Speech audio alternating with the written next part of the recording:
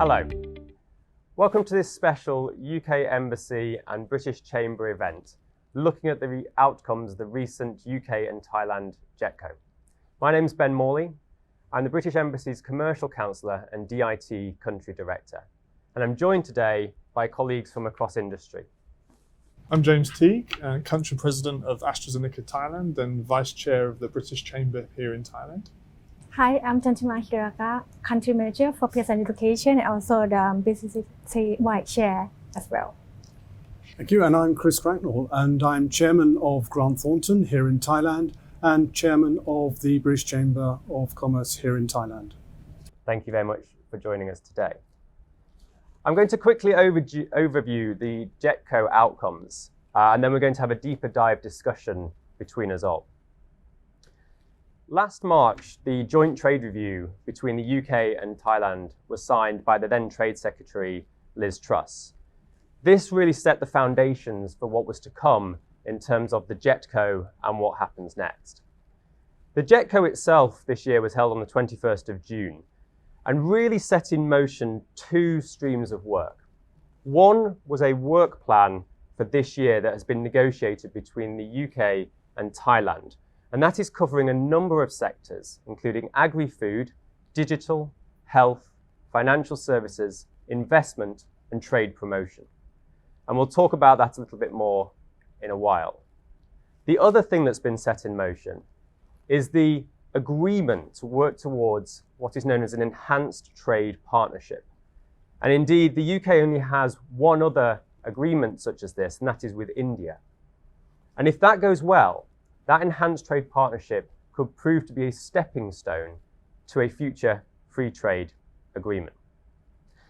So let's go into a little bit more detail now with my colleagues about the relationship between the UK and Thailand and what all this actually means for business. Jantima, could you explain a little bit about the cultural link between the UK and Thailand and how this great relationship between the two countries provides a foundation for Jetco? I note, for instance, we've recently had the Queen's Platinum Jubilee, and here a few years ago there was an equivalent event. But what are the cultural ties that bind the two countries together? Yeah, one thing is I can mention about education, because education that is a long relationship between Thai and UK, and almost education we are expecting that all the speaking English have to be the United Kingdom and the UK one. So you can see in the recently, in the past 2 years until 2020, we have a lot of high education of the Thai students going to the study abroad. That's something can see significant from other countries that UK is one of their destination of the education. So this is something alongside come forward to the school and also any related for the UK education. It's true. I actually found out today that we have nearly 7,500 Thai students a year going to the UK to study. And that's actually 40% of the English-speaking market, essentially, overseas. So it's a really good soft power kind of cultural tie between the two countries. And James, on the healthcare side, particularly around the events of the last few years, how's the ties between the two countries grown and developed? Yeah, there's a really strong kind of cultural heritage between Thailand and the UK from science, technology and healthcare. If we look, for example, between Oxford University and Mahidol University here, going back to the 1970s, they have the same philosophy about development of medicines, about research into population health, and trying to create medicines that impact a wide population as an affordable.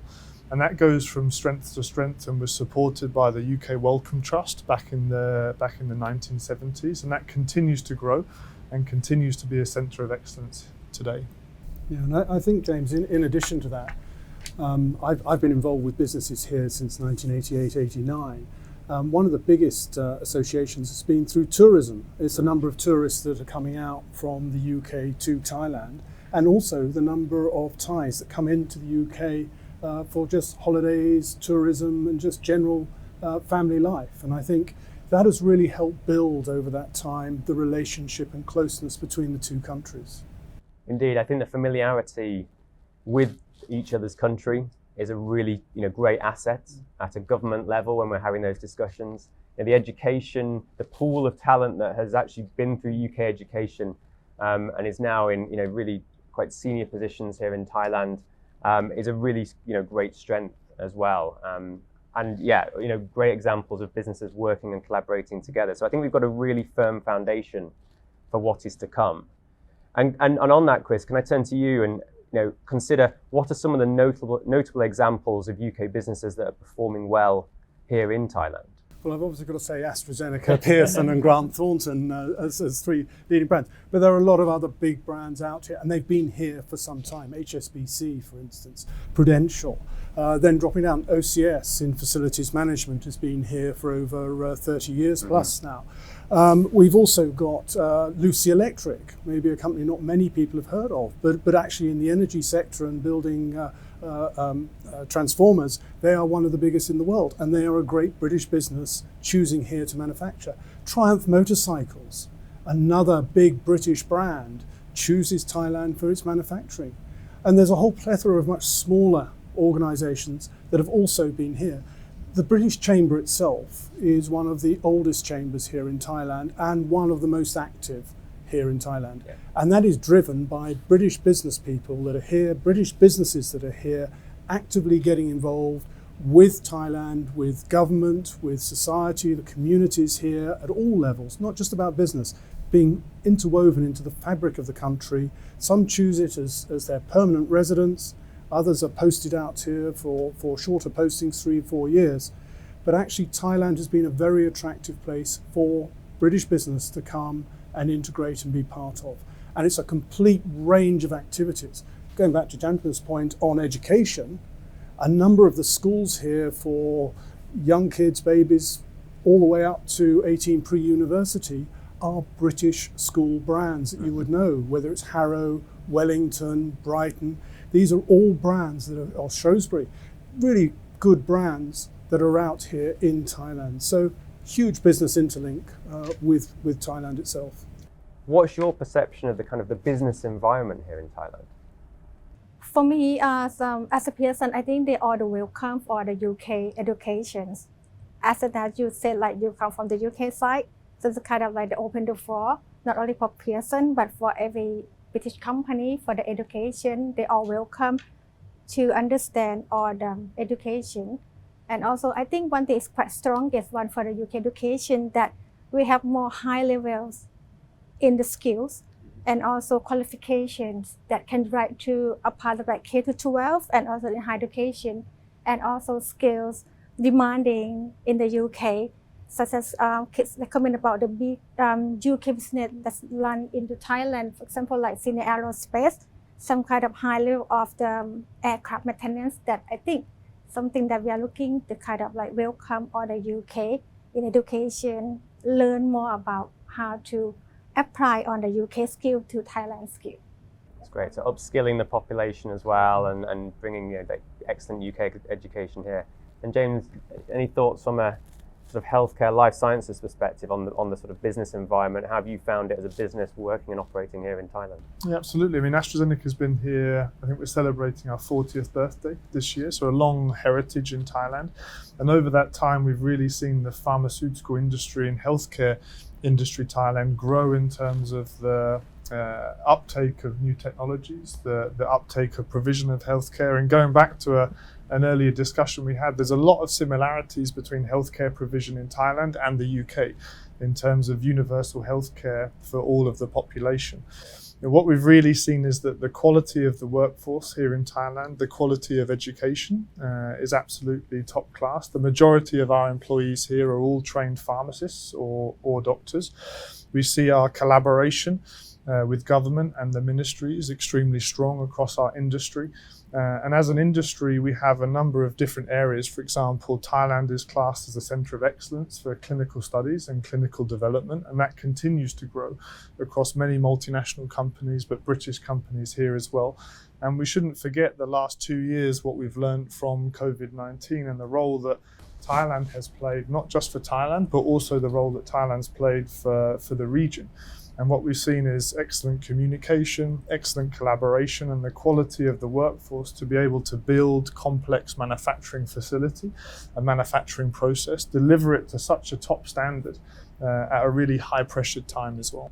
And that's something I think I've seen here, is that, advanced technology, the quality that's here, the skills that do exist, can come together in Thailand to make those more complex projects happen. And I think that's a real strength of the country as well. So a really good example there.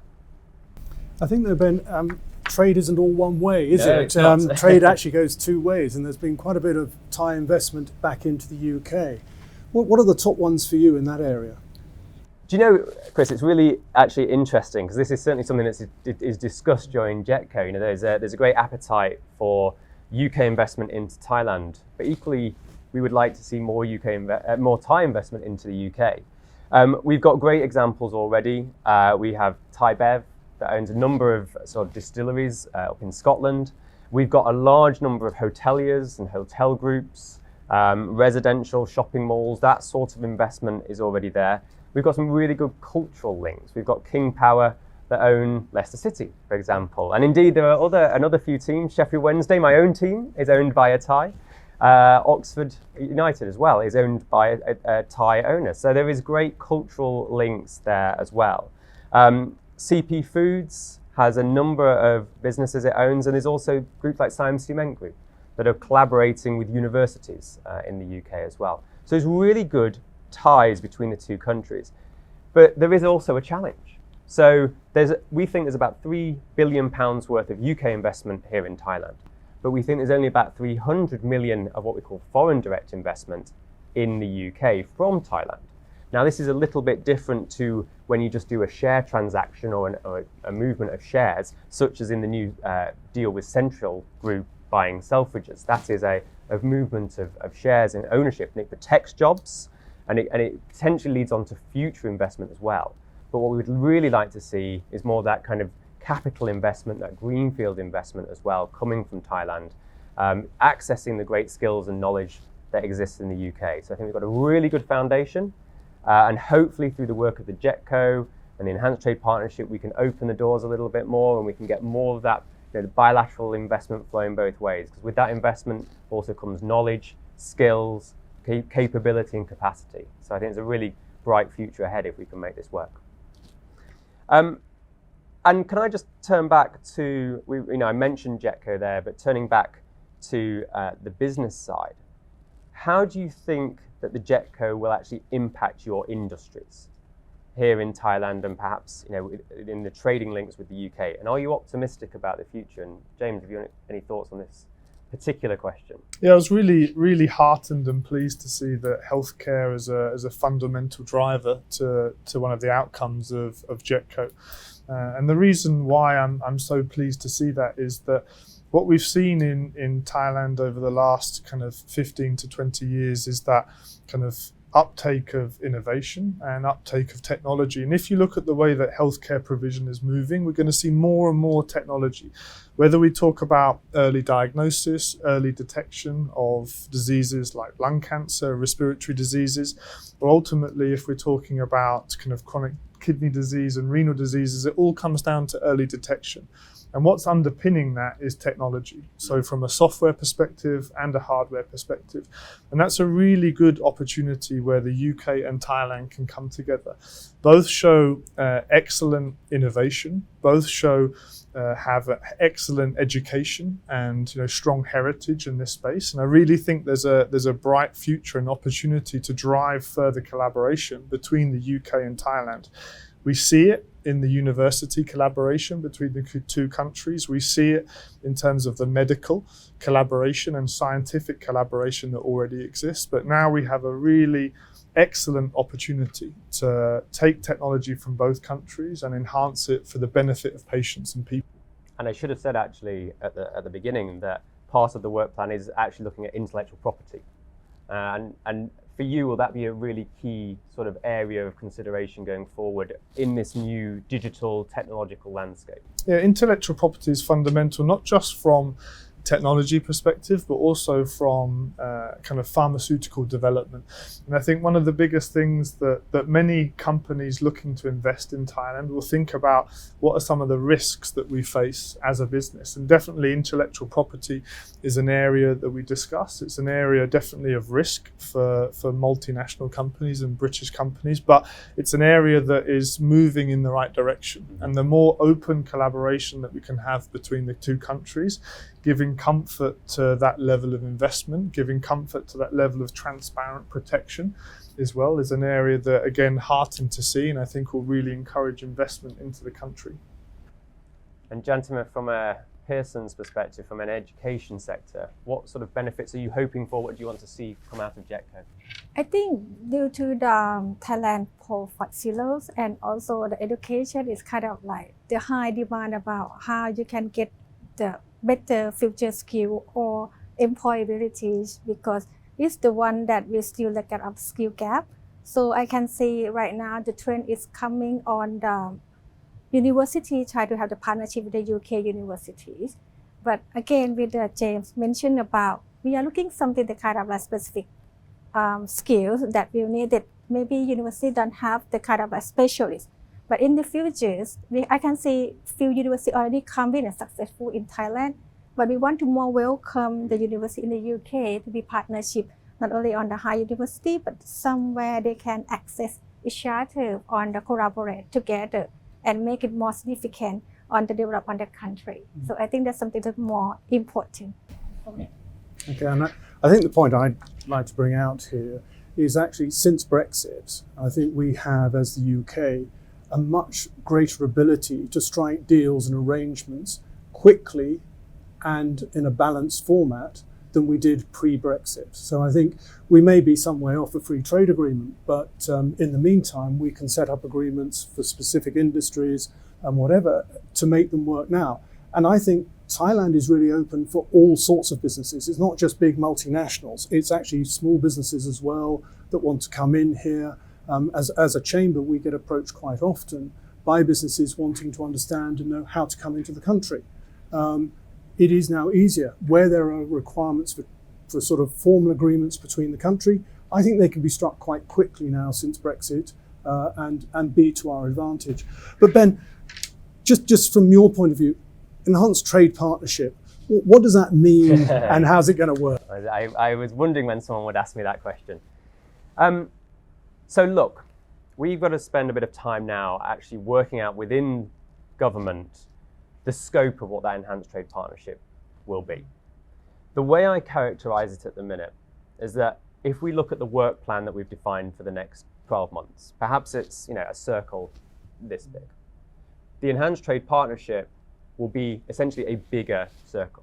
It may include more sectors. It may include more depth in those sectors. And we've got to work to try and scope that over the coming 6 months or so.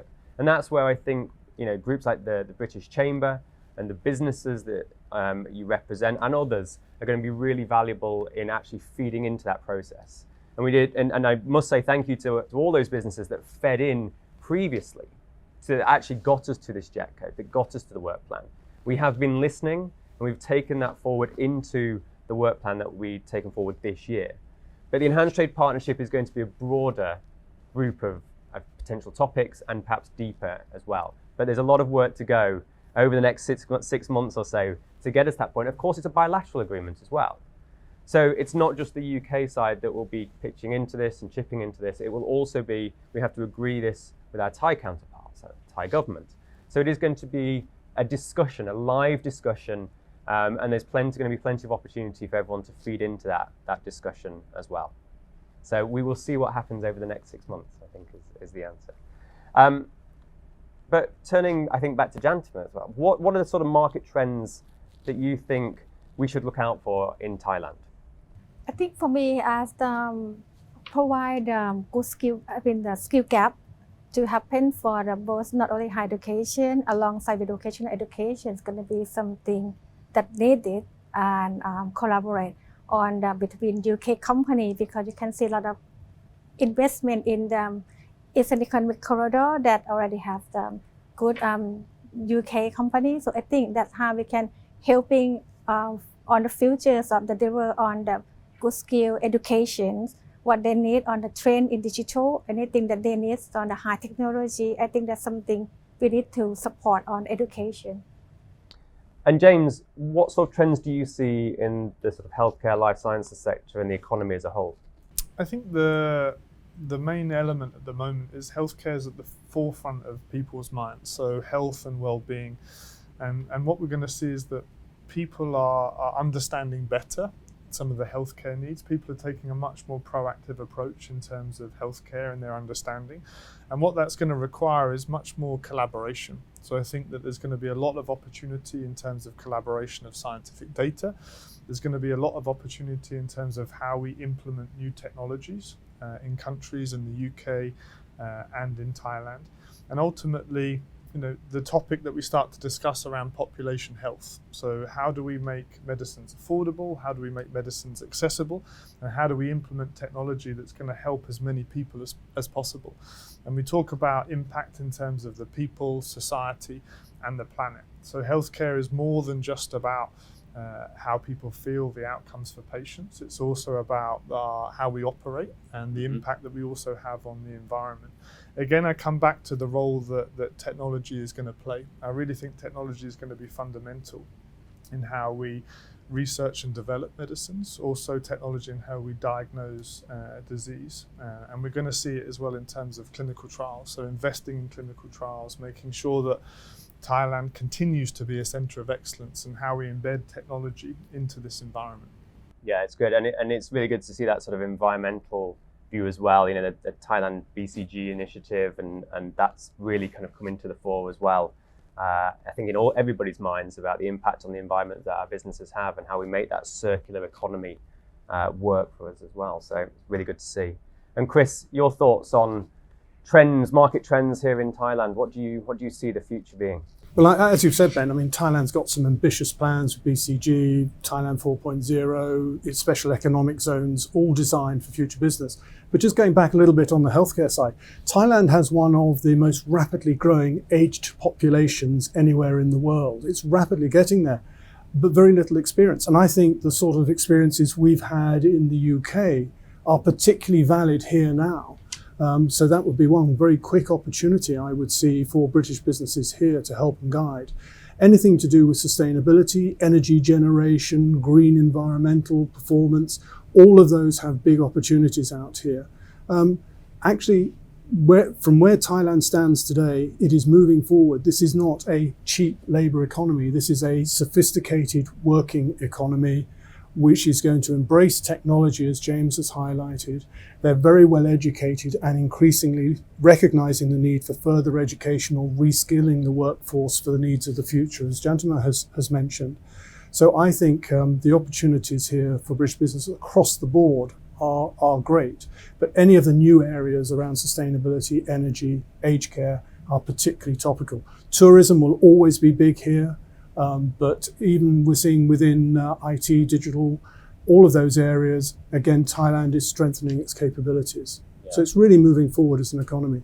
Plenty of challenges, also in the global economy as well, lots of headwinds there, but also plenty of opportunities with new innovation, digital skills, and hopefully growth to come as well. So can I thank each of you, James, Jantama, Chris, for joining us today and discussing Jetco and those wider trends as well. And so for businesses watching this who've perhaps been inspired by the opportunities here in Thailand, we have a new export support service that you can reach out to that will help you to understand those opportunities, and we can help you to engage and work here in Thailand. We can link you into the right places. We can link you into the support that we've talked about here today. So the link will be available on the video, and please do reach out to us, and we look forward to hearing from you. So once again, my thanks to the panel for joining me today, and my thanks to you for watching.